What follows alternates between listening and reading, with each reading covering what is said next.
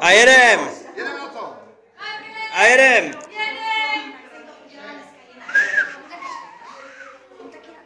Já, pojď tam. A jdi tam pro mě, řekněme, jdou tancovat všichni. Skoč tam. Tak to dáme pauze. Jedeme na to.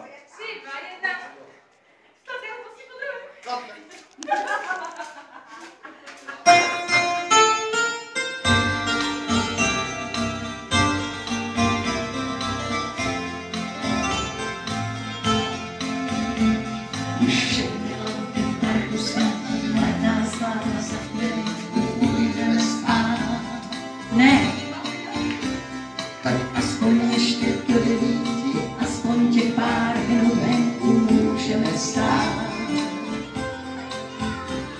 Neznáš nás rychlostí a moc, co klíče právě parku podmíná. Tak šetej mi ty hlouposti a říkej, co se vždycky jen tak říká. Šetej dále svatá slova, která znají se být zbytečná plná.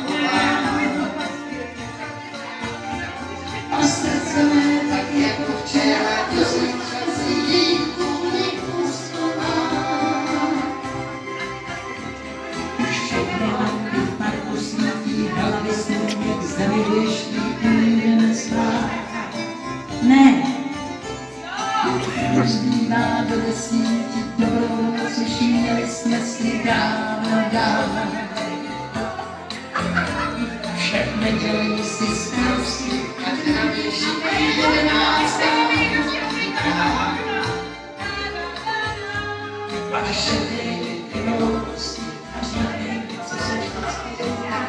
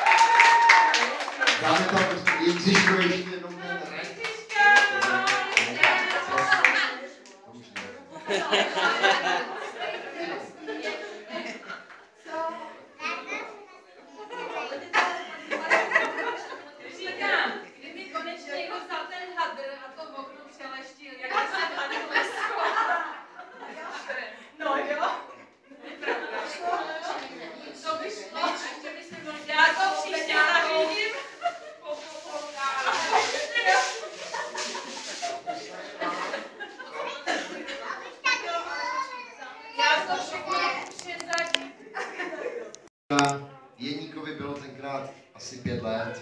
Jezdil na takovým odrážedle z kopce, vždycky si tam ještě kýpl vody, aby to pěkně klouzalo, aby ten smyk byl dokonalej. No a my jsme s Jindřiškou zpívali u táboráku, tam v Mladějovicích nebo za komínem, Honza tam dělal komíny a tam hrál při kytaře. Nikdy jsem si nedělal mozory, že žádná práce, to by bylo vždycky cizí. Takže schudná cesta životem, muzika, to je to pravý dubový. Tam, kde je tráva jak mech sametový, tam jdu dál, tak tenkrát ta písnička tam zněla u ohně.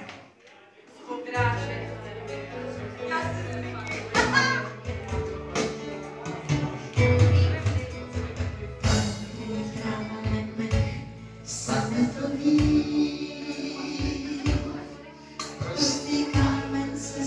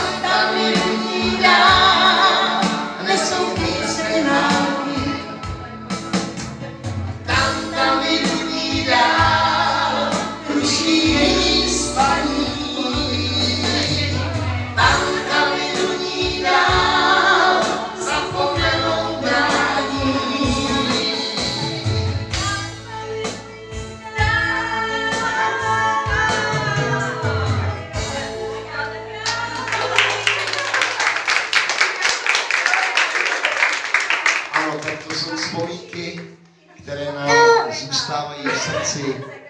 Věď, Jindřiško, je to tak? Bylo to hezký, krásný mládí, já děkuju právě rodině Novotnej, že jsem měl dlouhý dětství až do svých 47 let, když jsem se nakonec oženil. Ale fakt, mě ta rodina byla blízká, rád jsem tam jezdil do Nadějovice, vážím si těch krásných chvil a vzpomínek. Markétka chce zpívat, co budeš zpívat, Markétku?